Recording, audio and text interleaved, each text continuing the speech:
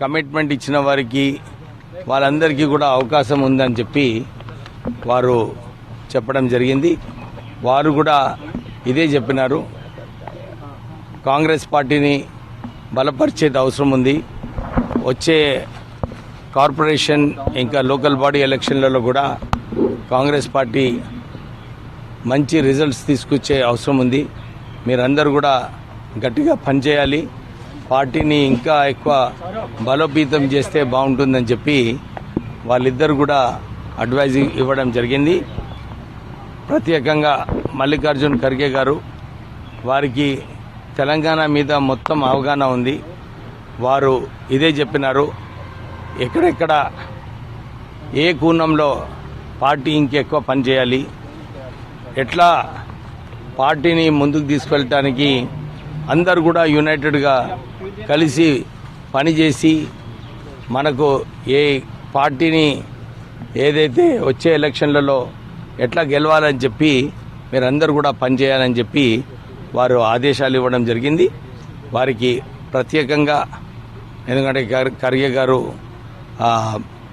ఇంత ఎక్స్పీరియన్స్ ఉన్నవారు, వారికి తెలుసు ఎట్లా ప్రభుత్వాలు నడవాలి, ఎట్లా ప్రభుత్వంలో ఉన్నప్పుడు ఎట్లా ఉండాలని చెప్పి వారి ఎక్స్పీరియన్స్ కూడా వారు షేర్ చేయడం జరిగింది.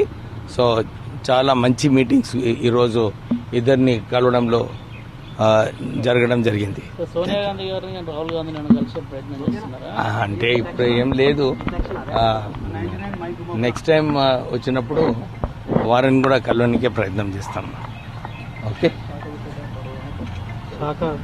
శాఖ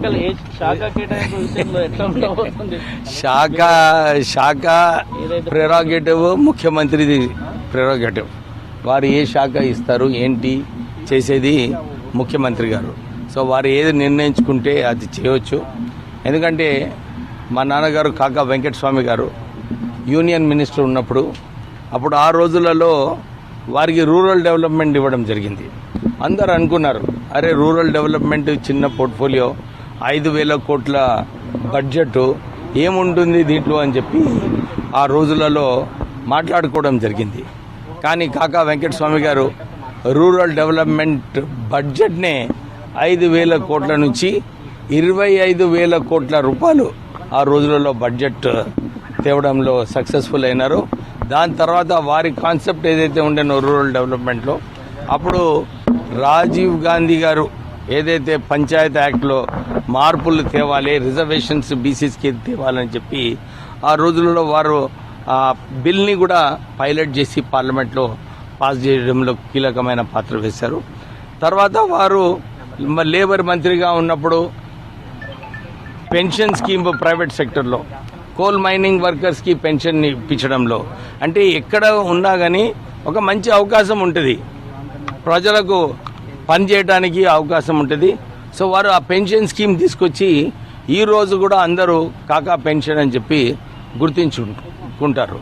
దాని తర్వాత వారు యూనియన్ మినిస్టర్గా ఉన్నప్పుడు సింగరేణి సంస్థ బీఐఎఫ్ఆర్లో పోయింది. బీఐఎఫ్ఆర్లో పోయినప్పుడు దీన్ని తొలగించడానికి అప్పుడు ప్రధానమంత్రి పివి నరసింహారావు గారు ఉన్నారు. వారితో చర్చించి మాట్లాడి 400 కోట్ల రూపాయలు ఎన్టీపీసీకి ఇచ్చి సింగరేణి సంస్థని బీఐఎఫ్ఆర్ నుంచి తొలగించి 1,00,000 ఉద్యోగాలు కాపాడడం జరిగింది. దాంతో ఈరోజు ఇంత మంచి సంస్థ సింగరేణి అయిందంటే ఒక 26 కాన్స్టిట్యున్సీలలో డిఎంఎఫ్టీ ఫండ్స్, సిఎస్ఆర్ ఫండ్స్ ఇవన్నీ కూడా సింగరేణి సంస్థతో. సో అవకాశం వచ్చినప్పుడు ఏం పని చేస్తారు, ఏది ఇంపార్టెంట్. నేను కూడా ఎంపీగా ఉన్నప్పుడు చాలామంది అనుకున్నారు తెలంగాణ ఉద్యమం నడుస్తుంది, అభివృద్ధి కార్యక్రమాలు చేస్తానంటే అప్పుడు రామగుండం ఫర్టిలైజర్ ఫ్యాక్టరీ రీఓపెనింగ్, అప్పుడు మన్మోహన్ సింగ్ గారితో మాట్లాడి 10,000 కోట్ల రూపాయలు రుణమాఫీ చేయించి రామగుండం ఫర్టిలైజర్ ఫ్యాక్టరీని రీఓపెన్ చేయించడం జరిగింది. ఈరోజు అక్కడ 5,000 ఉద్యోగాలు ఉన్నాయి. దాంతోపాటు రైల్వే ఓవర్ బ్రిడ్జెస్, అంటే ఏ పదవి ఇచ్చినా కానీ, ఏ పోర్ట్ఫోలియో ఇచ్చినా కానీ దాంట్లో ఒక మంచి పని చేసి ఒక ఇంపాక్ట్ఫుల్గా పని చేయాలని నాకు ఆ తపన ఉన్నది. డెఫినెట్లీ పోర్ట్ఫోలియో ఏది ఇచ్చినా కానీ మంచిగా పనిచేసి ప్రభుత్వానికి మంచి పేరు తెచ్చేలాగా పనిచేస్తాను. దాంతోపాటు మా నాన్నగారు ఎట్లయితే ఇన్ని సంవత్సరాలు రాజకీయాలలో ఉన్నప్పుడు మంచిగా పనిచేసి వారి విలువలు ఏదైతే నేర్పించినారో ఆ విలువలు ఇంప్లిమెంట్ చేస్తూ రాష్ట్ర ప్రభుత్వానికి మంచి పేరు తీసుకురావడానికి ప్రయత్నం చేస్తాను. Yeah. Thank you. Okay, Thank you. Thank you. Right.